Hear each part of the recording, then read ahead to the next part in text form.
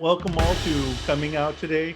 Thank you, Fred, for coming out and joining us. Normally, I'd have your book out here, but I don't think you've written a book yet on curating, especially hockey history. So, would you mind giving us a brief intro to yourself, about yourself and your background?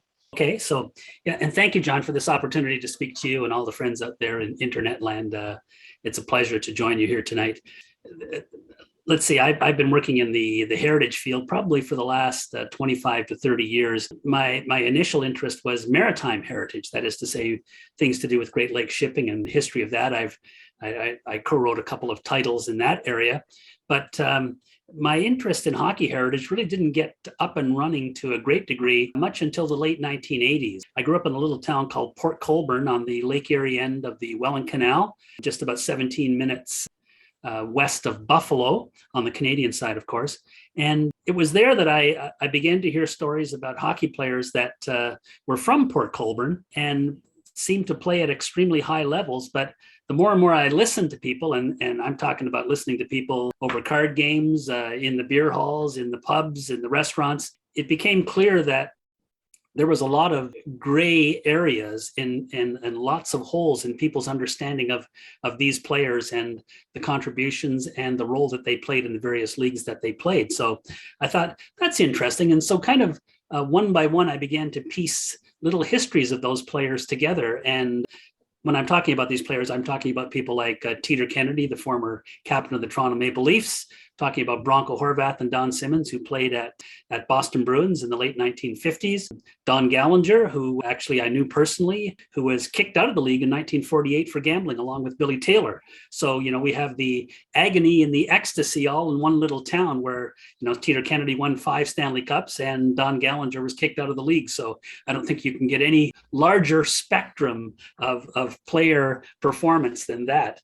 And of course, there was lots of guys that played at minor league levels as well. So I became interested in that. And that's when I first became involved with SIHR in the mid 90s. And I was kind of hiding out a little bit, I have to say. I was interested in the research and the heritage side of it, but I was pretty focused on those unique Port Colborne stories.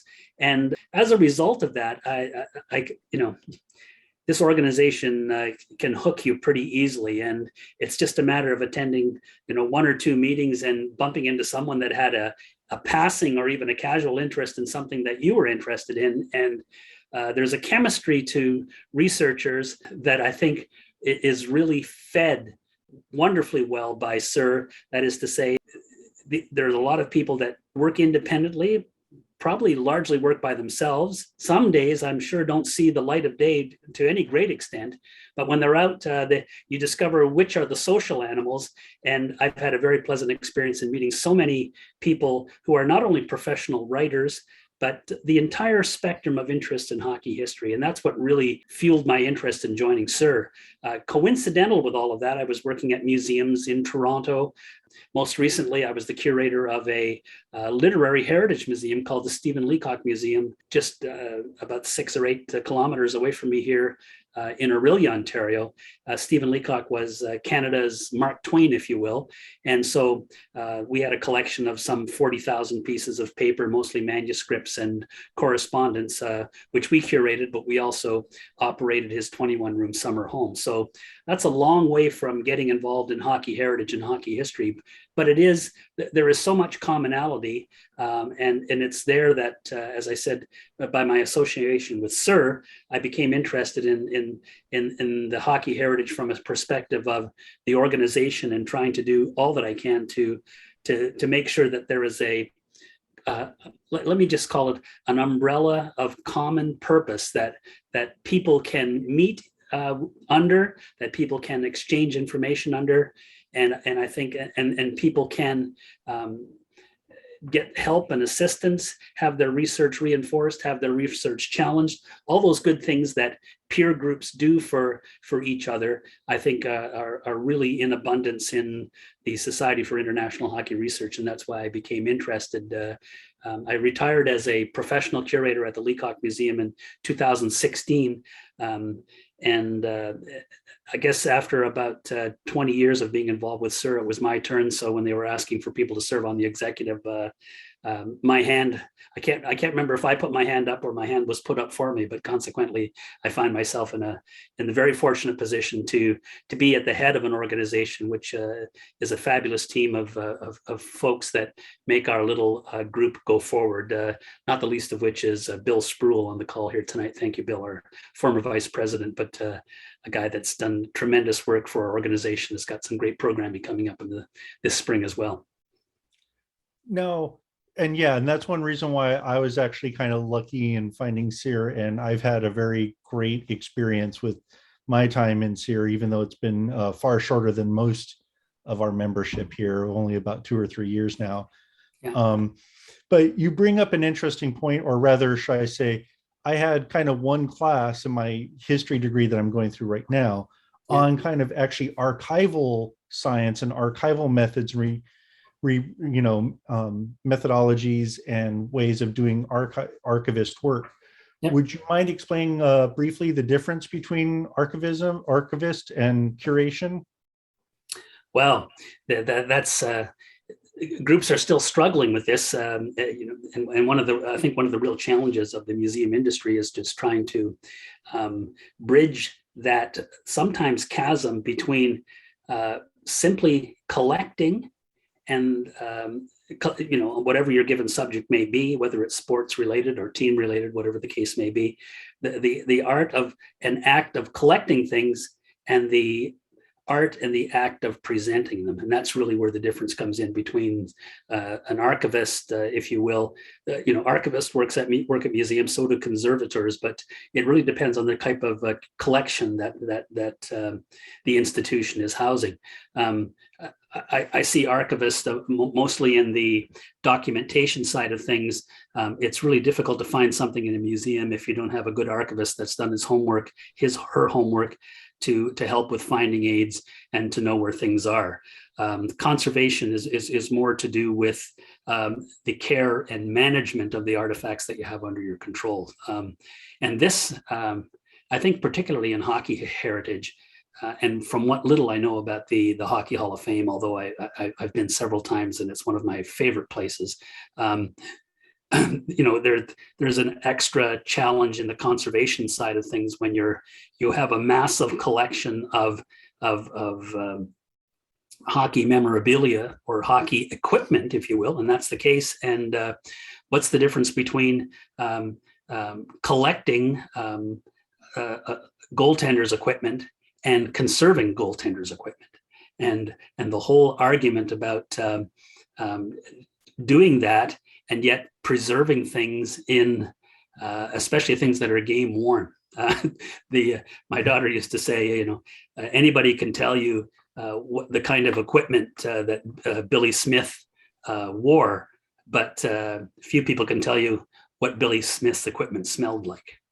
And that's one of the real aspects of working with game used, game worn equipment, and I think that's a special avenue of conservation that few people have to address in the museum business that is addressed just about every day at the Hockey Hall of Fame in particular. Yeah, and so since you kind of mentioned, I've only unfortunately been once to the Hockey Hall of Fame. You mentioned being there once or twice. What is your opinion on the way that they kind of portray things? I would have asked you about the Texas, but I come to realize that it doesn't appear you were actually at the SIHR event in Texas. So no, I wasn't in Texas. Well, I think to begin the discussion generally, museums are under tremendous pressure right now, just simply by virtue of the fact that most people can, just using their cell phones, dial up images, information, experiences that not only would expand their knowledge of any given subject, but rather perhaps access levels of information that a contemporary museum might not be able to, not so much access, but be able to present on the floor. In other words, you can research a particular hockey player or subject to a degree that really would have no on the floor application at a museum like the Hockey Hall of Fame or whatever the case may be. So people, our access to technology gives us a pathway to information that we never had before. And this is reflected, I think, in the evolution of museums like the Hockey Hall of Fame.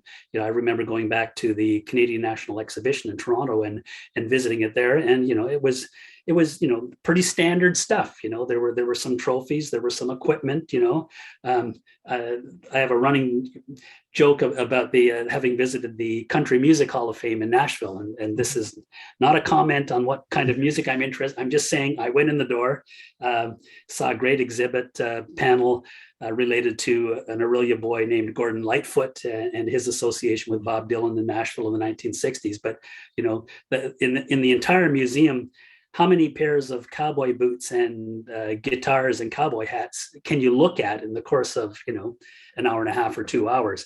And that really is the challenge. These museums are taking a huge step in the direction of trying to address the technology that most of their visitors have in the palms of their hands.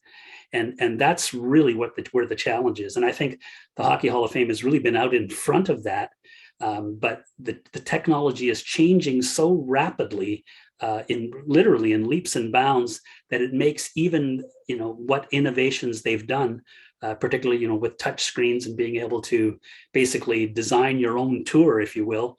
The technology has changed so drastically that I know that they're hard pressed to keep up with that, because when you start presenting it on such a massive scale as they do, and I certainly can't speak for them, I just understand that it's an extremely expensive proposition and always requires refocusing. I have friends that are professional curators and professional professionals in the museum field, and they're always telling me that you have to keep reframing what you do in the context of the visitor experience or at your peril. So that's really where the challenge is. One thing I really like that the Hockey Hall of Fame did, and it's very hard to do, but especially in their limited space that they gave, was make an interactive. What's it like to be a goalie, and what's it like to be a forward, kind of shooting the puck and that sort of stuff. It's not a true experience, obviously, because of safety measures and whatnot, but it still gave me a really appreciation for those positions. And the way that the Hockey Hall of Fame presented it was very applicable to that, to what it was 4 or 5 years when I went last. Yeah, and that's an interesting point. Not all museums can be interactive to that degree. I mean, if you went to the Louvre Museum in Paris, you wouldn't describe that as an interactive museum, but no less important for that. But there's an opportunity at the Hockey Hall of Fame to do something different. And also, I think and this really comes back to the point about being knowing who your audience is and being able to present something that's of interest to them.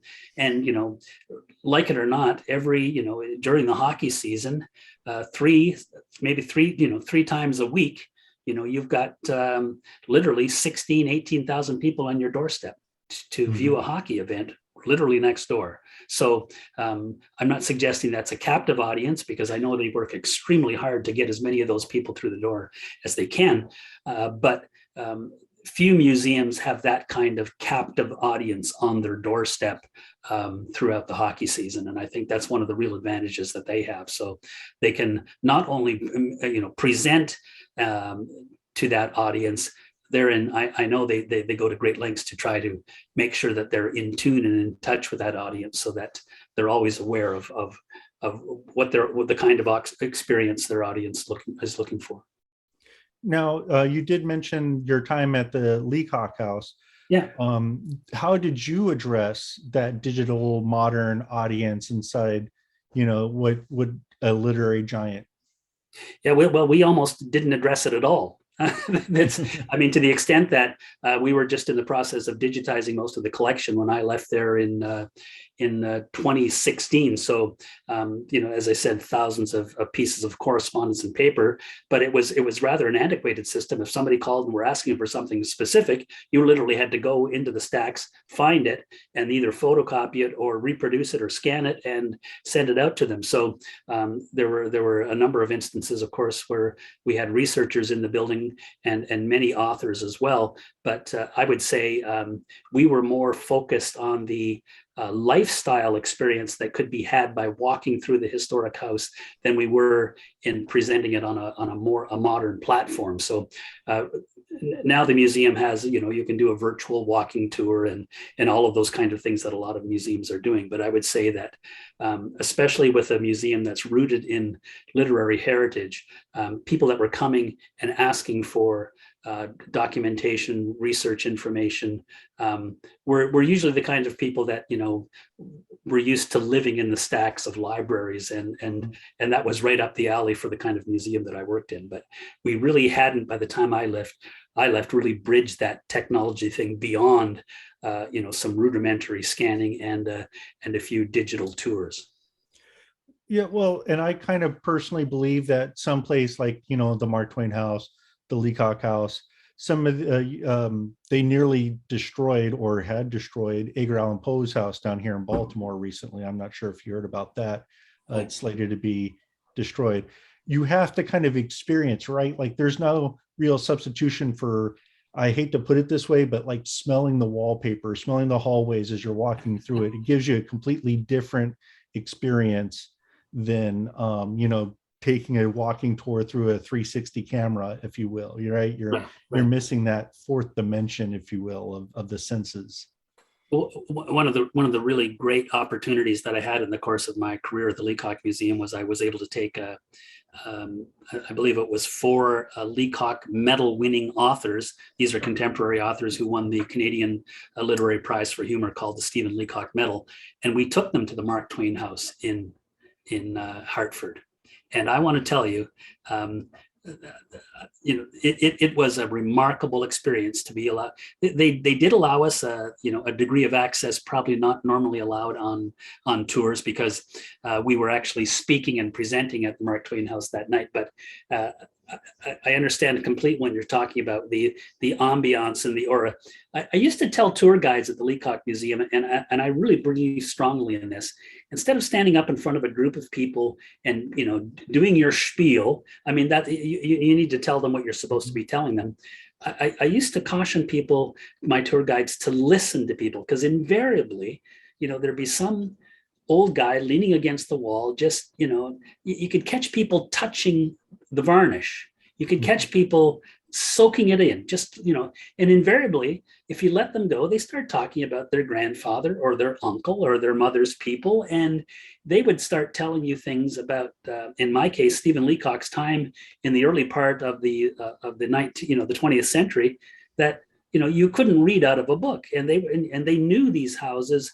They knew what it took to operate these houses, but they also talked about their own families. And I always found that was really exciting and an opportunity for our guides to learn from people, especially the older, the more you had to take time and to listen. And I think that's really an important thing, and a luxury that I had when I worked at the museum, that unfortunately, due to a lot of pressures, a lot of museum curators don't have an opportunity to just sit and chat and listen to people.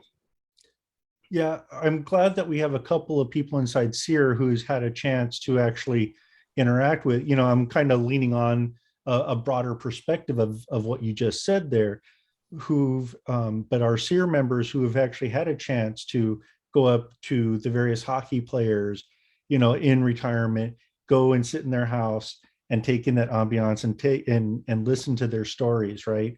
It just adds a nice dimension that you can't get out of this kind of digital world that everyone wants to be connected or just kind of go there virtually.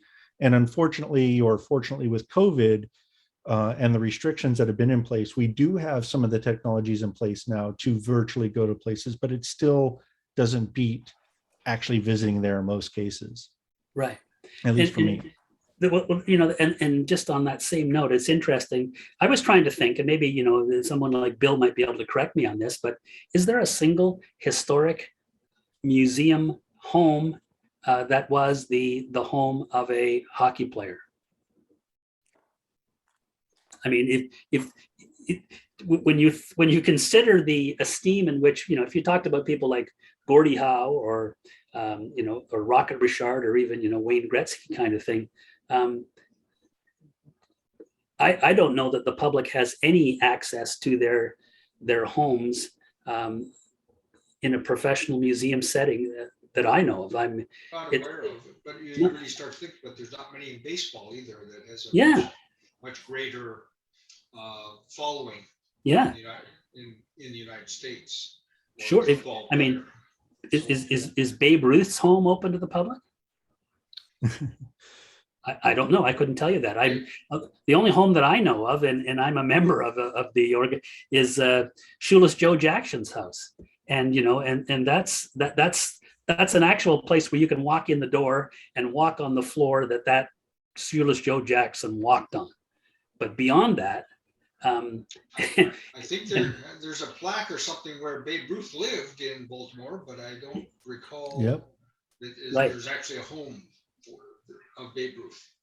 So it's and that's an interesting point, because it leads me to think that in the case of Shoeless Joe Jackson, you can go walk on the floors of his house. You can play. There's a baseball park close by, but the fictional retelling of Shoeless Joe Jackson's story in the book Field of Dreams, they have more people that go through Dyersville, Iowa, than they have go through Shoeless Joe Jackson's house in North Carolina. So what does that say about our capacity and our thirst for stories and narrative connected to these people? And really, that's what the museum experience should be all about. You're trying to reconnect with a time, a place, with specific artifacts. But I just find it's amazing that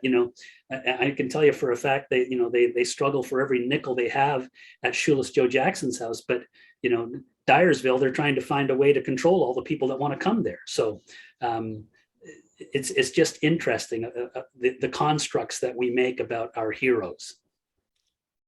Is it the challenge of funding that is the problem on many of these? Like, you may say, well, let's do Rocket Richard's house, but to have the foundation or to raise the money to make it happen. Yeah. Well, that's interesting, because the single largest accountability that most museums have to serve is the funding account. Is funding, mm-hmm. And that really puts a level of accountability, and to some extent a level of constraint on what they can actually do. But that still doesn't, to me, account for the fact why some of our hockey heroes are not perhaps more enshrined in the public psyche than they are. Even among us that follow it, religiously, it never seems to get to that stage. And I think it kind of goes into, baseball is such an American sport, even though it was kind of been created by another person, right? I think either Scottish or Canadian, just like basketball. But it became the national pastime, and it still largely is. Hockey is Canada's pastime. America adopted it or imported it, if you will. But that connective tissue that you're talking about, right? That's one thing I kind of learned out of my history degree, is that historians are supposed to tell, regardless of what your specialty area is, tell not just the story of that person or the chronology of that person's life, but how it connected into the larger fabric of things. And I think when I read through a lot of the hockey books that I've been exposed to, biographies, memoirs, they're all great and necessary and needed, but many times they're missing a larger aspect of the time or place that they took in, or the important events. And sometimes we hear of I believe it was Ted Williams. I'm missing the names and I apologize. I shouldn't. Who helped start, the NHL Players Association and get that union going. But we forget about the earlier aspect of and I can't believe I just we forget about that earlier aspect when it tried to start in the 20s and was shut Right. down pretty hard by Frank, right? Right. And we tell the stories of like, oh, here was the first American elected or drafted in the NHL, or here's the first American who has played in the NHL. Here's the first players of the NHL, Canadian, that were the superstars. But we don't tell the larger social history or fabric that they're in. And I think we lose something about that, just focusing on their actions on the ice without looking at what happened off of the ice as well.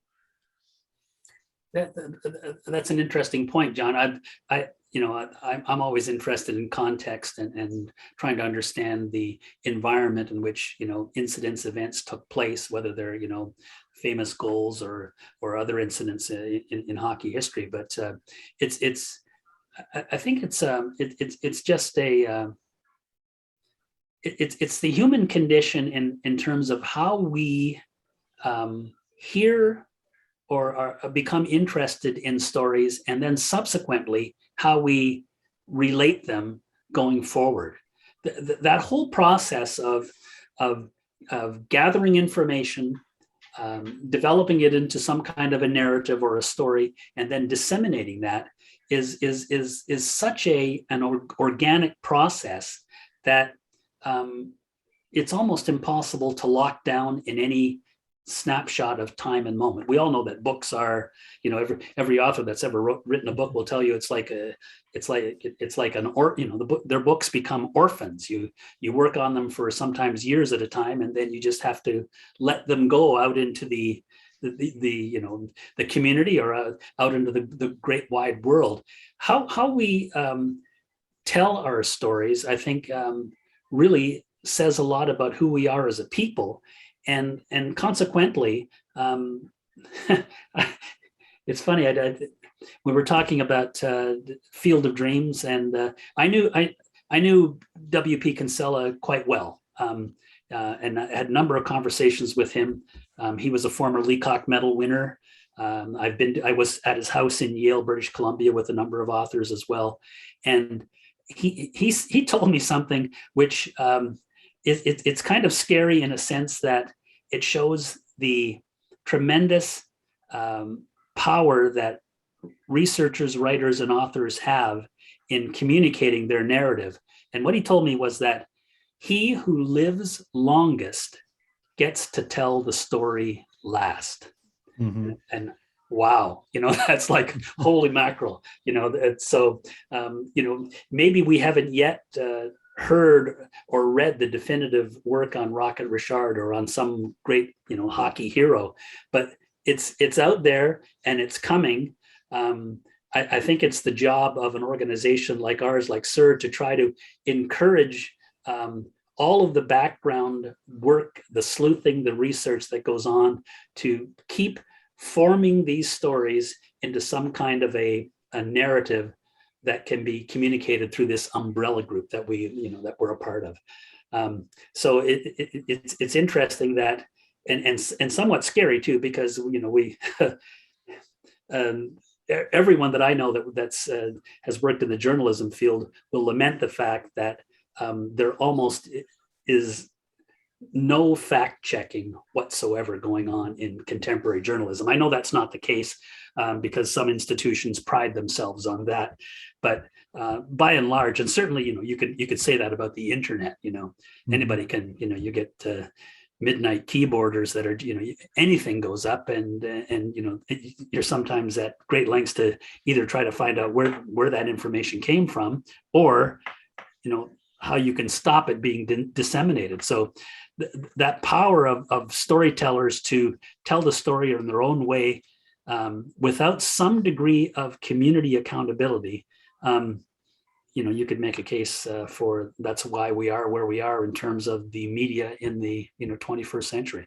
It's an interesting argument. I like to think of our SIHR, our fellow members in SIHR, I mean, if you say something that is either outrageous or even marginally, perhaps not entirely factual, I'm pretty sure in that group of 500 or so members, somebody will bring you up short on it. And that's what I love about it. In fact, someone, and we see it all the time, on the blogs and on the website, where people are going back and forth about certain things. Some of it is based on opinion, some of it is based on fact, no more so, of course, than all the arguments about who should be in the Hockey Hall of Fame. Holy mackerel, I know people that I respect as writers and researchers that just totally lose their perspective when it gets to the subject of who they would like to see in the Hockey Hall of Fame. It no longer becomes an argument. It becomes their personal narrative and their personal preference. So I guess what I'm trying to say is that continuum of narrative and stories that make up the thing that we call hockey heritage is a living, breathing organism, highly organic, that needs to be fed.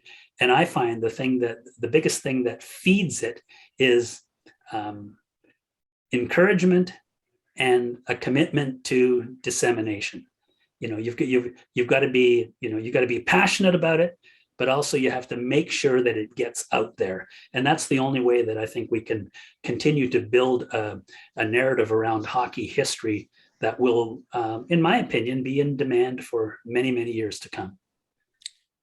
Wow. So normally I ask my guests, for their final thoughts, but I think I'll end it on that, because I totally agree. And I'm appreciative of my chance to add to that narrative. And I am really appreciative of Bill Sproul as well as Maury for allowing me to interview them and how they've added to that story as well. Good.